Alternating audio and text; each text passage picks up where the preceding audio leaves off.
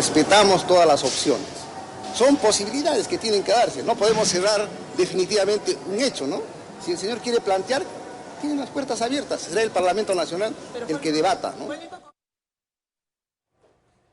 Declaraciones del flamante presidente del Congreso, que ha dicho que queda abierta la posibilidad a que se debata el tema de la Asamblea Constituyente. Desde ya es un tema polémico. Creíamos que se había pasado la página en algún momento en el Congreso, pero el señor Alejandro Soto, presidente de ese poder del Estado, ha dicho: si Valdemar Cerrón quiere plantear una Asamblea Constituyente, tiene las puertas abiertas. Y la verdad, en lo particular, creemos que esta ida y venida sobre el tema no le hace nada bien al país. Pero vamos a trasladarle la pregunta a nuestra primera invitada, que es la congresista Adriana Tudela de Avanza País. Muy buenas noches, Adriana. Buenas noches, gracias por acompañarnos el día de hoy.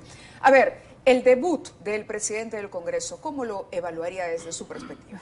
Bueno, creo que el presidente del Congreso ha señalado algo que es evidente, ¿no? Que es que cualquier congresista tiene efectivamente la posibilidad de presentar el proyecto de ley que estime conveniente, abordando los temas que estime conveniente. Y finalmente son las comisiones y en última instancia el Pleno del Congreso quienes deciden si eso procede o no procede. Entonces, efectivamente, digamos, ya que empezamos un nuevo periodo anual de sesiones, se podría volver a plantear un proyecto de ley de esa naturaleza. Sin embargo, el tema ya ha sido zanjado en dos oportunidades, ¿no? Cuando se presentó la primera vez el proyecto en la Comisión de Constitución, se archivó en la Comisión de Constitución, y luego cuando se inició el debate alrededor del adelanto de elecciones, también el Pleno de del Congreso de la República archivó la posibilidad de irnos a una Asamblea Constituyente, decisión que yo creo que era correcta, porque la Asamblea Constituyente implica romper con el Estado de Derecho, no es admisible, desde mi punto de vista, incluso incluir una reforma constitucional abriendo esa puerta, ¿no? Pero el tema, creo yo, está zanjado y es evidente que no existe el consenso, pero más allá de que no existe el consenso, los congresistas están en la libertad de plantear los proyectos de ley. De insistir a pesar de los resultados anteriores. Sí. Eso es lo que ha querido decir para usted el presidente del Congreso. Creo yo que ha sido eso. ¿Satisfecha con la elección de la mesa? Bueno, ha sido una decisión difícil, ¿no? Ha sido una decisión difícil para Avanza País, ha sido, creo yo, una decisión difícil para el bloque democrático, frente a la posibilidad de que los niños de Acción Popular, que habían logrado consolidar una mayoría dentro de su bancada, con algunas excepciones, por supuesto, junto con la izquierda, frente a la posibilidad de que sean ellos quienes controlen el Congreso de la República, nosotros evaluamos distintas alternativas que nos permitieran lograr los votos necesarios para seguir, digamos, dentro de la mesa directiva. Nosotros, como bloque democrático, gracias a este viraje de Acción Popular, ya no teníamos los votos necesarios. Por lo tanto, teníamos que elegir entre tener una mesa controlada al 100% por la izquierda y los niños, o una mesa del bloque con una cuota, con una concesión del 25% a la izquierda, y creo que la decisión que tomamos ha sido la correcta, a pesar de que ha sido difícil, ¿no? Y para nosotros no es el escenario ideal, pero la composición del Congreso es la que es, y si pudiéramos cambiarla, lo haríamos, pero no lo podemos hacer, y por eso creo que es muy importante hablar de la reforma política, renovar el Congreso en mitad de periodo. Eso exactamente es lo que le quería preguntar sobre la agenda que debería tomar en cuenta el Congreso, al margen, por supuesto, de una que hay pendiente de recuperación de credibilidad y legitimidad frente a los ciudadanos. Pero empecemos por la Presidenta de la República. ¿Cuál cree usted o espera deberían ser las claves del discurso de mañana? Bueno, yo creo que tiene que abordar, en primer lugar, la reactivación económica. Creo que no ha habido una posición y una política clara por parte de este gobierno respecto a la realidad, que es que no estamos creciendo, y eso significa que cada vez más peruanos están condenados a la pobreza.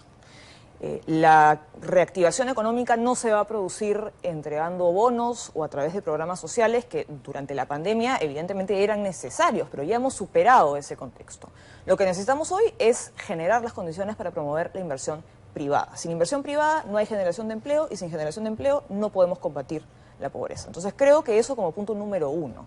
Como punto número dos, creo que el Ejecutivo tiene que también comprarse el pleito y acompañar al Congreso promoviendo la reforma política. Eso es un tema que para Avanza País es primordial. Creemos que durante esta siguiente legislatura debe ser un tema prioritario para el Congreso y la agenda parlamentaria, y creemos que eso tiene que ser acompañado también por el Ejecutivo y por las demás instituciones del Estado, ¿no? Porque cuando hablamos de crisis política, lo cierto es que si queremos ver cambios, tenemos que cambiar un poco el sistema político, el sistema electoral. De lo contrario, si seguimos manteniendo elecciones con el sistema tal cual está, difícilmente vamos a ver mejores resultados. Claro. Y en tercer lugar, creo que es importante que la Presidenta de la República le explique o le exponga al Congreso qué piensa hacer respecto al niño que se viene. Es evidente que la regionalización no ha dado resultados. La regionalización como proceso político no ha funcionado. Y no podemos seguir tapándonos los ojos frente a esta realidad. No podemos seguir pretendiendo solucionar problemas, transfiriendo presupuesto a los gobiernos regionales, porque finalmente eso no está representando una solución. Y creemos que el gobierno tiene que tomar la batuta y plantear un plan concreto para afrontar esta situación grave que se viene dentro de poco tiempo, ¿no? Y creo que es importante que en este mensaje la Presidenta dé señales de adoptar una dirección, porque creo que Dina Boluarte hasta ahora ha estado muy preocupada básicamente en sobrevivir más que en gobernar el país, y creo que es hora de que asuma la responsabilidad que tiene. De gobernar. Vamos a escuchar a Julio de Martínez, ministro de Desarrollo e Inclusión Social. Él se refirió precisamente al mensaje que ofrecerá mañana la presidenta ante el Congreso y dijo lo siguiente. Va a haber anuncios importantes, y eso le corresponde a la presidenta en el discurso, pero sí les puedo decir que va a haber anuncios importantes del trabajo que estamos haciendo y la proyección que estamos haciendo. Recordar, colegas periodistas, que desde diciembre que hemos asumido estamos marcando hitos importantes que se venían trabajando. Ok, va a haber anuncios importantes, dice, no sabemos exactamente cuáles ni en qué versarán, pero lo cierto es que la economía peruana apunta a crecer apenas un poquito más si es que llega al 1% este año, algo que no ocurría hace muchísimo tiempo. Hoy el ministro de Economía ha dicho que se pierden más de 20.000 millones de soles en la ineficiencia de la ejecución del gasto público, que es algo que tiene que ver con lo que usted ha dicho. La regionalización fracasó, no funciona, los gobiernos locales, los gobiernos regionales no ejecutan, y esto pasa también en algunos ministerios. Pero vayamos a las reformas, que es su tema, además, entiendo. A ver, cuando los congresistas dijeron no vamos por el adelanto, o cuando se discutía la posibilidad de un adelanto de elecciones, tras el golpe de Pedro Castillo, se dijo, mejor esperamos, hacemos la reforma antes de ir a un nuevo proceso electoral. ¿Cuáles son las reformas que debería considerar la Comisión de Constitución hay que hacer hoy ante las próximas elecciones que, de acuerdo por lo menos a todos los indicios, serían en el 26? Bueno, creo que hacer una precisión, ¿no? Nosotros consideramos que las elecciones se tenían que llevar a cabo respetando el calendario electoral vigente, no alterar el calendario electoral vigente, porque eso nos permitía tener un proceso electoral dentro de cierto orden, al 24 inicialmente, cuando iniciamos, y que eso además nos permitía en ese camino debatir y aprobar ciertas reformas, ¿no? Creo yo que las reformas fundamentales son la bicameralidad, que bueno, no alcanzó la votación necesaria la última vez que se discutió, pero es un tema que, digamos, se puede volver a debatir. La bicameralidad es fundamental porque lo que hace es dividir el poder del legislativo, ¿no? El poder legislativo, al ser unicameral, digamos, concentra más poder que en un sistema bicameral. Y finalmente, cuando nosotros dividimos el poder, generamos mayores contrapesos. Y creo que eso podría facilitar y mejorar el trabajo parlamentario, mejorar la representación del Parlamento también. Luego, creo que hay que replantearnos la forma en la cual elegimos al Congreso. Creo que las circunscripciones electorales que tenemos hoy en día son muy grandes. Eso genera un problema de falta de representación. Y además el sistema de representación proporcional que tenemos a través de listas parlamentarias también diluye mucho la relación de representación, y creo que eso incide en que haya, digamos, esta sensación de que el Congreso no representa realmente a la ciudadanía. Creo que debemos reducir el tamaño de las circunscripciones. ¿Evaluar a los congresistas a mitad de mandato es una posibilidad también? Esa es una reforma que de hecho está pendiente, está siendo debatida en la Comisión de Constitución. Yo espero que cuando se instale la Comisión de Constitución en la siguiente legislatura se priorice el debate de esa reforma. ¿Esa comisión? Perú Libre, nosotros creemos desde Avanza País que esa comisión definitivamente tiene que quedar en manos del bloque democrático. Fuerza Popular ha presidido esa comisión y nosotros creemos que eso debe seguir siendo así. Usted decía algo interesante, dijo la presidenta se ha concentrado más en sobrevivir que en gestionar y gobernar. Ahora, ¿esta mesa le garantiza sobrevivencia a la presidencia? Bueno, nosotros desde el Bloque Democrático no tenemos intención de promover una vacancia contra la presidenta y en ese sentido, digamos, no hay, digamos, una amenaza de destituirla. Correcto, pero entonces, tampoco debería existir una claudicación al control político. No, y eso es lo que los sectores que no han apoyado a esta mesa dicen es una mesa que se ha entregado el gobierno, que tiene una tratativa, que tiene un acuerdo con el gobierno, nos quedamos todos hasta el 26. El señor Acuña hoy ha dicho, debemos quedarnos hasta el 26, no cabe el adelanto. Correcto, se quedan, pero ¿eso significa abdicar o renunciar al control político? En lo absoluto, y desde Avanza País fuimos muy claros, incluso desde antes de que Dina Boluarte asumiera la presidencia, ¿no? Digamos, ante la eventual llegada de Dina Boluarte al poder, por el proceso de sucesión constitucional, Avanza País iba a mantener y ha mantenido una postura fiscalizadora y vigilante.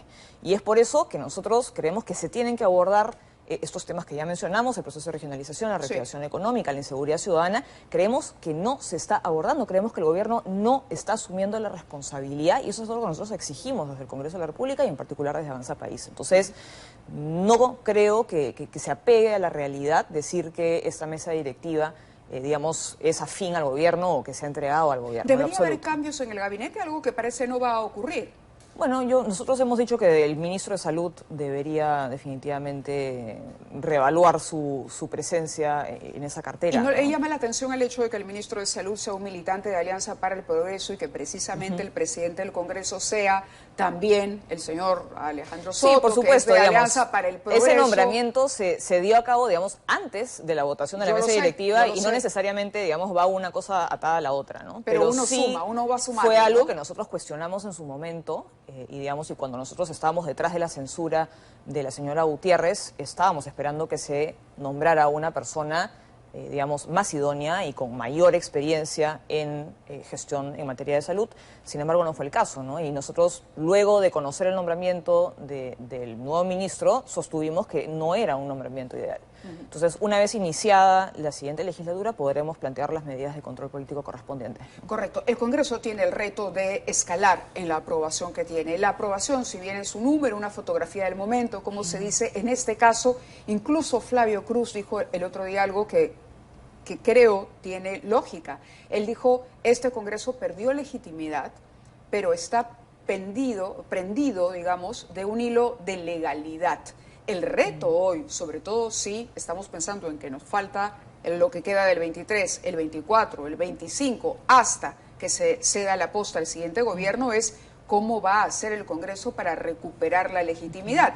¿Qué medidas o anuncios o qué debería incluir en la agenda la flamante mesa directiva para empezar a trabajar en ese aspecto?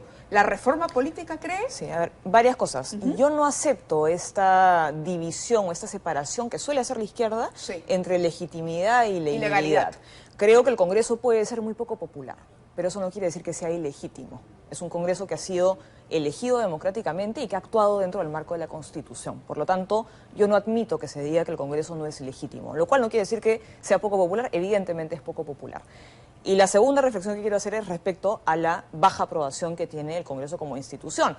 Y creo que es importante que tengamos, digamos, la naturaleza de la institución a la hora de evaluar los índices de aprobación o desaprobación que tienen, que no son iguales a la aprobación o desaprobación que puede tener un gobierno, el Ejecutivo, donde las decisiones se toman de manera jerárquica, de arriba hacia abajo, y el presidente toma la decisión y se acata sin dudas ni murmuraciones.